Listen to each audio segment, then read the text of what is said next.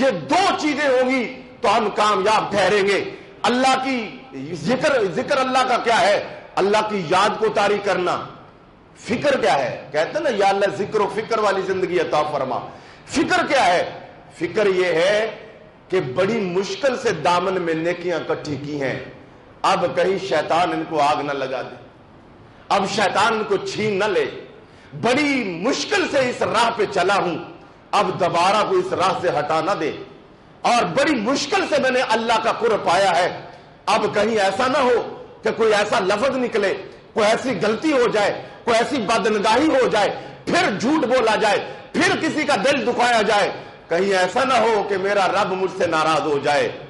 یہ ہے فکر، یہ ہے فکر کہ آپ نے جو اعمال تھوڑے سے اللہ کی توفیق سے اکٹھے کیے ہیں اب دوبارہ وہ ضائع نہ ہونے پائیں۔ تو میں نے عرض کیا کہ بخشش کا مدار اعمال پر نہیں ہے، بخشش کا مدار یہ اللہ کے فضل پر ہے۔ اب سوال پیدا ہوتا ہے کہ اگر بخشش و مغفرت یہاں تو 500 سال والے بھی عبادت کر کے اپنی عبادت کی بنا پر وہ اپنی بخشش نہ کروا سکے تو ہماری تو عمریں بڑی تھوڑی ہیں، ہمارے پاس تو نیکیوں کا موقع ہی بڑا تھوڑا ہے، تو پھر ان نیکیوں کو کرنے کا کیا فائدہ؟ پھر روزے کی مشقت کا کیا فائدہ؟ یہ تراویح، یہ نماز، یہ اشراق، یہ تہجد، یہ اوابین، یہ چاش، یہ نمازیں، یہ سحری افطاری، پھر اس ساری ریاضت کا کیا مقصد؟ حضرات گرامی قدر، ہر چیز کی کچھ نشانیاں ہوتی ہیں، ہر چیز کے کچھ علامات ہوتی ہیں۔ اللہ کے فضل کی علامات کیا ہے؟ اللہ کے فضل کی علامت کیا ہے؟ اللہ کے فضل کی علامت یہ نہیں ہے کہ آپ کے پاس مال بڑا آ گیا، اللہ کے علامت کی یہ فضل نہیں ہے کہ آپ نے نمبر بڑے امتحان میں ٹاپ کر لیا، یہ کوئی علامت نہیں ہے۔ اللہ کے فضل کی اصل علامت یہ ہے کہ وہ اللہ تمہیں نیکیوں کی توفیق دے دے، وہ نیک اعمال کی توفیق دے دے۔ اس لیے یہ نیک اعمال کرنے ہوتے ہیں کہ تاکہ ٹیسٹ ہوتا رہے کہ ہاں میرا اللہ مجھ پہ راضی ہے، میرا اللہ مجھ پہ راضی ہے۔ اور یہ بات یاد رکھو، اللہ جب ناراض ہوتا ہے تو کسی کا لقمہ نہیں چھینتا، اللہ جب ناراض ہوتا ہے تو کسی کا کاروبار نہیں بند کرتا، اللہ جب ناراض ہوتا ہے تو اپنے دشمنوں کی فوراً گردن نہیں مروڑتا، اللہ کسی پر فوری زلزلے طاری نہیں کرتا۔ اللہ رحمان ہے، وہ رحیم ہے، وہ بہت زیادہ صبر اور استقامت، اس جیسی وسعت کس کے پاس ہے؟ اس جیسا کوئی حلیم کون ہے؟ کوئی دوسرا نہیں ہے۔ حضرات گرامی قدر، اللہ جب کسی سے ناراض ہوتا ہے تو وہ سجدوں کی لذت چھین لیتا ہے، وہ سجدوں کی توفیق چھین لیتا ہے، وہ قیام کی توفیق ہی نہیں دیتا، وہ اپنے گھر کا راستہ بھلا دیتا ہے۔ نسوا اللہ فانساہم، جو اللہ کو بھلا دیتے ہیں اللہ ان کو اپنا آپ بھلا دیتا ہے۔ اور اللہ کا بھلانا کیا ہوتا ہے کہ پھر اس کو حی علی الصلاۃ، حی علی الفلاح یہ کہا جا رہا ہے، آؤ کامیابی کی طرف، اس کو ناکامی نظر آتی ہے۔ اللہ کہتا ہے یہ کامیابی ہے، اس کو اس کامیابی کی چاشنی، اس کامیابی کی رغبت پیدا نہیں ہوتی، اللہ اس کو اپنے سے دور کر دیتا ہے، اللہ اس کو نیکی کی توفیق اس سے چھین لیتا ہے۔ یہ نیکیاں، یہ اعمال اس لیے کرنے ہوتے ہیں تاکہ توفیق الہی ملنے کی نشانی بن جائے، علامت بن جائے، اور ہم یہ یقین کریں کہ ہاں ہمارا اللہ ہم پر راضی ہے۔ اگر اللہ راضی نہ ہوتا تو ہمیں روزہ رکھنے کی توفیق نہ دیتا، اللہ ہم سے ناراض ہوتا تو کبھی اس طرح ہمیں سحری افطاری کی توفیق نہ دیتا۔ آج بھی وقت ہے، ابھی بھی گھڑیاں باقی ہے، میں کہتا ہوں اگر وقت ضائع ہوا ہے تو آج شام تک کی توبہ کر لیں، آج شام تک ہی اپنی اصلاح کر لیں، ابھی بھی وقت ہے۔ رمضان کریم تو وہ لوٹ سیل ہے، جیسے مارکیٹوں اور بازاروں میں لوٹ سیل لگتی ہے، بڑی مہنگی چیزیں بڑے سستے داموں دے دی جاتی ہیں، ایسے ہی رمضان کریم کا ایک ایک لمحہ کئی صدیوں پر بھاری ہے، صرف اس کی طرف متوجہ ہو جائیں۔ اور آج کی گفتگو میں رمضان شریف میں اور جمعۃ الوداع کا جو میں نے میسج دینا تھا وہ یہ بھی دینا تھا حضرات کہ یہ سبق یاد کریں کہ ہماری زندگی کا مقصد کیا ہے، ہم دنیا میں کیوں آئے ہیں، کیا صرف کھانے پینے بچے پیدا کرنے کے لیے آئے؟ یہ کام تو ایک بکری بھی کر رہی ہے۔ میری اور آپ کی تخلیق کا مقصد تھا وما خلقت الجن والانس الا لیعبدون، اللہ نے جنوں اور انسانوں کو اس لیے پیدا کیا تاکہ ہم اس کی بندگی کریں، اس کی عبادت کریں۔ اور میرے بھائیوں، آپ نے دیکھا ہے کہ جب ہم بعض اوقات کسی فریق سے کوئی معاہدہ کرتے ہیں، ایگریمنٹ کرتے ہیں، ایگریمنٹ کر کے لکھ دیا جاتا ہے، دونوں کے پاس کاپی ہوتی ہے، اور کچھ وقت کے بعد اگر کوئی بندہ اس معاہدے سے منحرف ہو تو وہ ایگریمنٹ کی کاپی سامنے رکھی جاتی، کہا جاتا ہے یاد دیکھو یہ لکھا ہے، یہ لکھا ہے، یہ لکھا ہے، یہ لکھا ہے، یہ لکھا ہے، تو نے اس سارے کو قبول کیا ہے، ایڈمٹ کیا ہے تو نے سارے کو، تو اب اس کی پابندی کرو۔ ہم نے قرآن مجید سنا۔ قرآن مجید کیا صرف ایسی کتاب نہیں ہے کہ اس کو صرف سماعتوں کا ہی حص بنایا جائے یا صرف اس کو ترتیل کے ساتھ پڑھ کے تلاوت کر کے اس کا کام جو پورا ہو جاتا ہے۔ نہیں، قرآن مجید نصاب زندگی ہے، یہ دستور العمل ہے، یہ اللہ کا ہماری طرف ایک بہترین قیمتی پیغام ہے، اور ہم نے اس کو تراویح کے اندر سنا ہے، اور آپ تک علماء نے اس کا میسج بھی پہنچایا، اس کا ترجمہ اور تشریح اور مفاہیم بھی آپ تک پہنچائے۔ صرف ایک سورہ بقرہ کے اندر، ایک سورہ البقرہ کے اندر 1000 اللہ کے احکام گزرے، 1000 ممنوعات رکی ہیں، 1000 سابقہ امتوں کی خبریں دی گئی ہیں۔ صرف ایک سورہ بقرہ کے اندر اللہ کے 1000 کرنے کے کام اور 1000 کاموں سے منع کیا گیا۔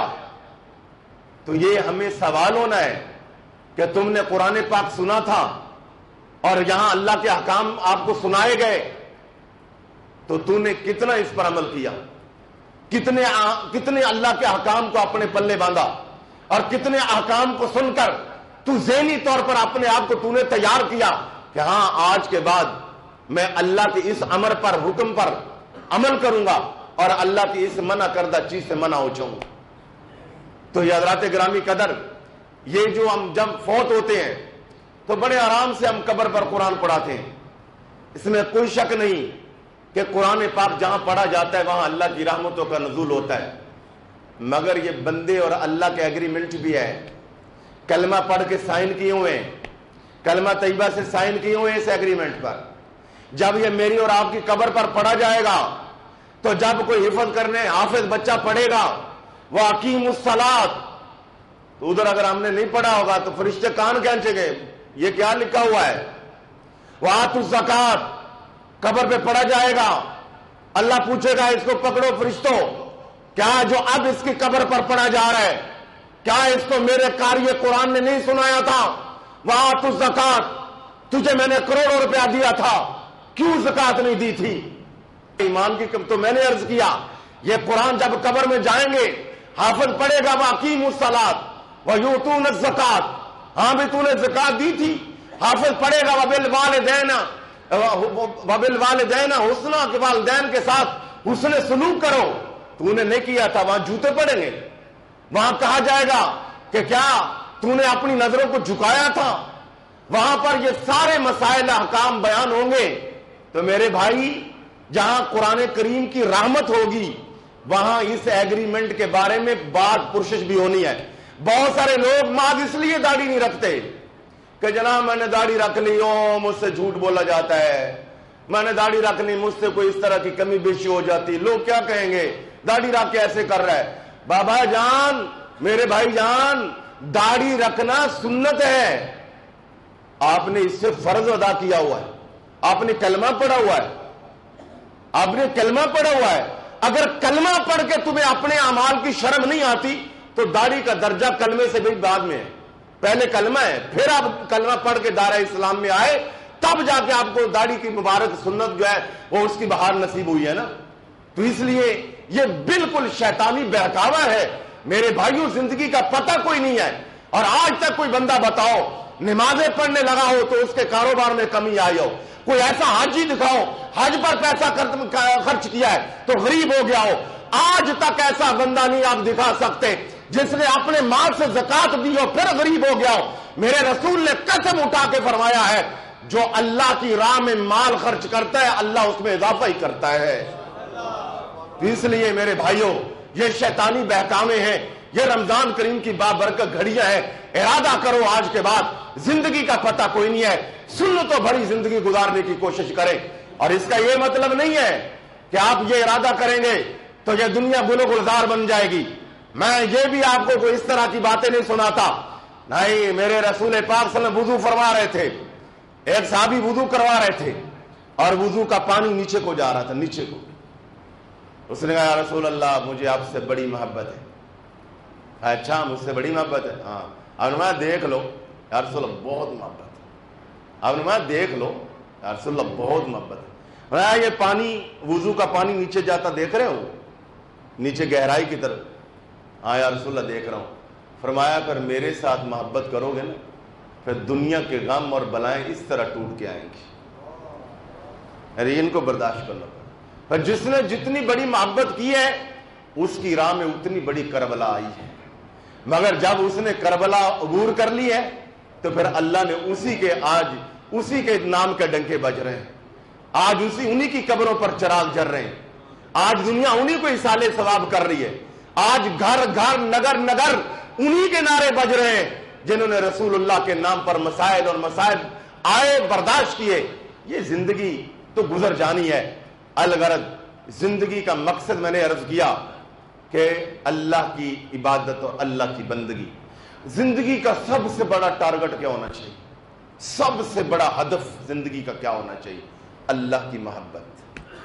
زندگی کا سب سے بڑا آخری ہماری منزل اللہ کی محبت۔ اللہ کی محبت کیسے حاصل ہوگی؟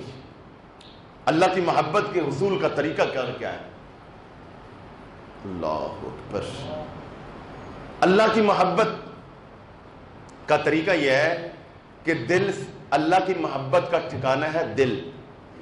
دل سے پہلے ساری محبتوں کو نکال دیں، ساری نفسانی اور شیطانی محبتوں کو نکال دیں، مخلوق کی محبتوں کو نکال دیں۔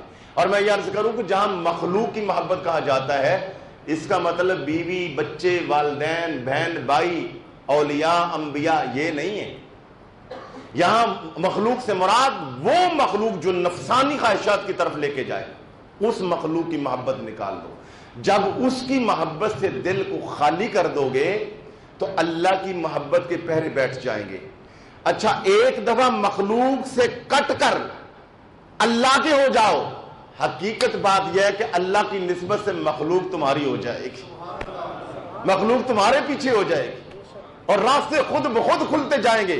وَمَن يَتَّقِ اللَّهَ يَجْعَل لَّهُ مَخْرَجًا وَيَرْزُقْهُ مِنْ حَيْثُ لَا يَحْتَسِبُ وَمَن يَتَوَكَّلْ عَلَى اللَّهِ فَهُوَ حَسْبُهُ إِنَّ اللَّهَ بَالِغُ أَمْرِهِ قَدْ جَعَلَ اللَّهُ لِكُلِّ شَيْءٍ قَدْرًا۔ جب اللہ سے محبت کرو گے اللہ تمہارے لیے راستے نکال دے گا، اللہ سے ڈرو گے اللہ تمہیں وہاں سے رزق دے گا جہاں تم گمان بھی نہیں کرتے، اور جب اللہ سے دوستی کر لو گے، اللہ سے محبت کر لو گے، اللہ تمہارے معاملات کو ایسا بلوغ تک پہنچائے گا، تکمیل تک پہنچائے گا کہ میں اور آپ وہاں تک کیا پہنچا سکتے ہیں۔ تو بہرحال اپنی زندگی کا سب سے بڑا ہدف اور سب سے بڑا مقصد اللہ کی محبت، اللہ کی محبت، اور پھر اللہ نے جس کو جو مقام دیا ہے اس کو اسی مقام کے مطابق اس سے محبت کرو۔ والدین کا جو مقام ہے، استاد کا جو مقام ہے، بیوی بچوں کا جو مقام ہے، اور پھر اللہ کے پیارے حبیب کا جو مقام ہے۔ اللہ کے پیارے حبیب کا مقام کیا ہے کہ بعد از خدا بزرگ توئی قصہ مختصر، توئی قصہ مختصر۔ اللہ نے لامحدود شانیں دی ہیں اپنے حبیب کو، اور اللہ ہم سے تقاضا بھی یہ کرتا ہے کہ تم لامحدود محبت کرو میرے حبیب کے ساتھ۔ تو الغرض حضرات آج کی گفتگو کا خلاصہ اور نتیجہ یہ ہے، رمضان کریم کی گھڑیاں جانے والی ہیں، زندگی کے مقصد کو پہچانو، اللہ سے محبت کا اپنا ہدف بناؤ، اور پورا سال یہ رمضان الوداع الوداع رمضان الوداع ہے، رب رحمان یہیں پر ہے۔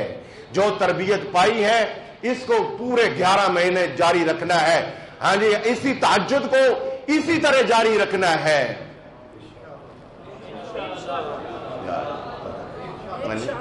میں تو نہیں تھکتا اتنا بول بول کے آپ تھک جاتے۔ تہجد کی انہی برکات کو اپنے دامن میں سمیٹ کے رکھنا ہے، باجماعت پنجگانہ نمازوں کو اسی طرح جاری رکھنا ہے، اور اسی طرح ہم نے سر پہ ٹوپی لے کے رکھنی ہے اور چہرے پر داڑھی شریف سجا کے رکھنی ہے، اسی طرح اللہ کی مسجدوں کو بھر کے رکھنا ہے، اور اسی طرح رب کے ساتھ اور رب کے قرآن کے ساتھ پورا سال تعلق جوڑ کے رکھنا ہے۔